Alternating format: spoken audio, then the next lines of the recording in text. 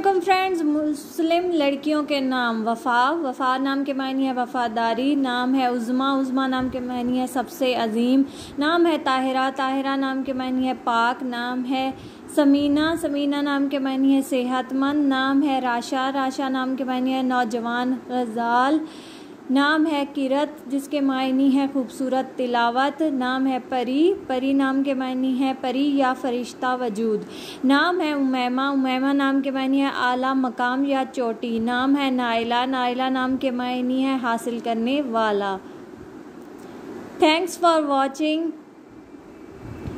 मज़ीद वीडियोज़ के लिए चैनल को सब्सक्राइब करें, लाइक करें एंड शेयर करें। Thank you.